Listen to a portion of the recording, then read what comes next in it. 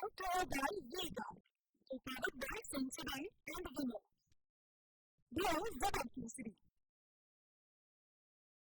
આખું ગુજરાત જાણવા માંગે છે કે અગ્નિકાંડ થવા પાછળનું કારણ શું હતું, ક્યાં બેદરકારી રહી ગઈ છે અને જો શું કોઈ નિયમો હેઠળ કાર્યવાહી કરાઈ હોત, જો બેદરકારી ન દાખવી હોત તો આટલા લોકોના જીવ ન જાત. અગ્નિકાંડ થવાનું કારણ સૌથી પહેલા એસઆઈટીના પ્રાથમિક રિપોર્ટમાં અનેક ચોંકાવનારા ખુલાસા થયા છે. એસઆઈટીએ સરકારને આ રિપોર્ટ સોંપી દીધો છે. કેસરિયાથી મન જોગી થયું રે, દિલ ઝૂમે જુઓ મતમસ્ત થયું રે. કેસરિયાથી મન જોગી થયું રે. हर पल मनाओ केसरी त्योहार. विमल बोलो जुबान केसरी. ગેમ ઝોનમાં પહેલા માળે જવા આવવા માટે માત્ર એક જ સીડી હતી.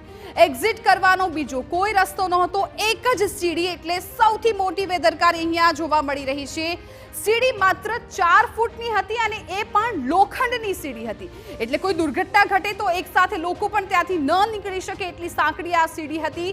દરવાજો બંધ થઈ જતા સીડી પરથી નીકળવું અશક્ય બન્યું. જો એક્ઝિટનો રસ્તો હોત તો આજે આટલી જિંદગી ન ગઈ હોત, બચી ગઈ હોત. દરવાજો બંધ થતા વધુ લોકોના મોત થયાનો ખુલાસો આ એસઆઈટી રિપોર્ટમાં થયો છે. પ્રથમ માળે બોલિંગ અને ટ્રેમ્પોલિયન ગેમ્સ રમાડવામાં આવતી હતી અને નીચેના માળે વેલ્ડિંગની કામગીરી શરૂ હતી એવી વિગતો પણ મળી રહી છે. પરંતુ આ પ્રથમ માળ કે જ્યાં બોલિંગ અને ટ્રેમ્પોલિયન ગેમ્સ ચાલતી હતી અને ત્યાં જ વધારે લોકો એ સમય પર હોવાનું સામે આવી રહ્યું છે. એક તરફ ગેમ ઝોન ચાલુ તો બીજી તરફ ગ્રાઉન્ડ ફ્લોર પર વેલ્ડિંગની કામગીરી ચાલી રહી હતી. કોઈ પણ પ્રકારની સુવિધા વગર આ વેલ્ડિંગની કામગીરી છે ચાલતી હતી અને સાથે જ ગ્રાઉન્ડ ફ્લોર પર ફોમ શીટનો જથ્થો પણ પડ્યો હતો. એટલે વધારે પ્રમાણમાં ત્યાં આ જથ્થો હોવાથી આગે વિકરાળ સ્વરૂપ ધારણ કર્યું હતું. ફોમ શીટના થપ્પાના કારણે આગ છે વધુ વિકરાળ બની હતી. ન માત્ર ફોમ શીટ પરંતુ સાથે સાથે ત્યાં જે બીજા પેટ્રોલિયમ પદાર્થો છે એ પણ જોવા મળ્યા હતા. ફોમ શીટના થપ્પાને કારણે આગ છે વિકરાળ સ્વરૂપ ધારણ કર્યું હતું. એ પ્રકારનું વિગતો પણ આ એસઆઈટીના રિપોર્ટમાં સામે આવી છે. તો આ કારણો હતા કે આગ લાગી તો ન થયો હોત અગ્નિકાંડ, જો કર્યું હોત તો અગ્નિકાંડ ન થયો હોત. રાજકોટ અગ્નિકાંડને લઈને એસઆઈટીના રિપોર્ટમાં પણ આ મોટા ખુલાસાઓ છે થઈ રહ્યા છે. TV9 પાસે આ અગ્નિકાંડની એક્સક્લુઝિવ માહિતી છે, અમે આપના સુધી પહોંચાડી રહ્યા છીએ. અગ્નિકાંડને રાજકોટ મનપા ધારત તો રોકી શક્યું હોત. જી હા, કેમ કે આ તમામ લોકોની બેદરકારી સામે આવી છે. કેમ કે ટીઆરપી ગેમ ઝોનમાં સપ્ટેમ્બર 2023માં પણ આગ લાગી હતી. જો એ વખતે કોઈ કડક પગલાં લેવામાં આવ્યા હોત તો આજે આટલા લોકોના જીવ ન ગયા હોત. 2023માં પણ આગ વેલ્ડિંગના કારણે જ લાગી હતી. અત્યારે પણ વેલ્ડિંગનું કામ ચાલુ હતું, ત્યારે પણ એ જ પ્રકારની પરિસ્થિતિ હતી. મવડી ફાયર સ્ટેશનના કર્મચારીઓએ આગ પર કાબુ મેળવ્યો હતો, પરંતુ કોઈ પણ ફાયરના અધિકારીએ પણ ત્યાં પૂછ્યું ન હતું કે ફાયરની સેફટી શા માટે નથી. 2023માં મનપાએ પગલાં લીધા હોત તો આ દુર્ઘટના છે એ આજે બની ન હોત. ત્યારે જો કડક પગલાં લેવામાં આવ્યા હોત, પૂછપરછ કરવામાં આવી હોત તો આજે આ ઘટના ન બની હોત. ફાયર વિભાગ અને ટીપી શાખાની ઘોર બેદરકારી આમાં સામે આવી છે. આ અધિકારીઓની બેજવાબદારીને કારણે, બેદરકારીને કારણે આ ઘટના ઘટી છે. એ તારીખ પણ અમે આપને બતાવી રહ્યા છીએ. 8/6/2023ના રોજ બાંધકામ તોડી પાડવાની નોટિસ પણ આપવામાં આવી હતી, પરંતુ નોટિસ આપ્યા બાદ પણ કામગીરી ન થઈ.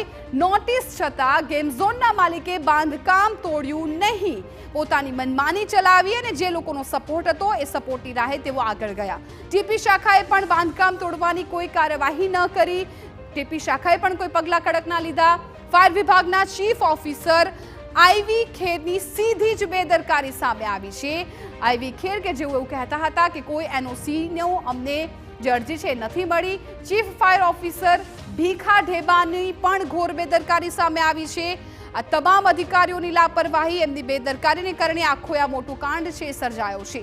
ટીપી શાખાના પૂર્વ ટીપીઓ એમડી સાગઠિયાની સીધી જ બેદરકારી આમાં સામે આવી. અધિકારીઓને બાંધકામ ગેરકાયદેસર હોવાની જાણ છતાં કેમ અજાણ રહ્યા, કેમ કોઈ પગલાં લેવામાં ન આવ્યા, કેમ કોઈ કાર્યવાહી ન કરવામાં આવી, એ પણ અહીંયા સૌથી મોટા સવાલ થઈ રહ્યા છે. શું મનપાના અધિકારીઓના ગજબા ગેમ ઝોનના માલિક ગરમ કરી રહ્યા હતા અને એ જ પૈસાથી તેઓ પોતાના બંગલા બનાવતા રહ્યા?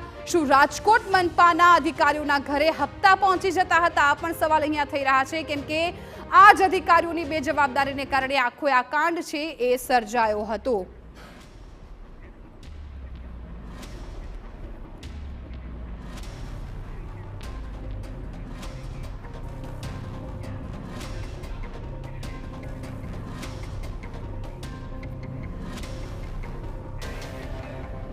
Brought to you by Vega. Prepared by Sensodyne and Women. Blow Zabaki.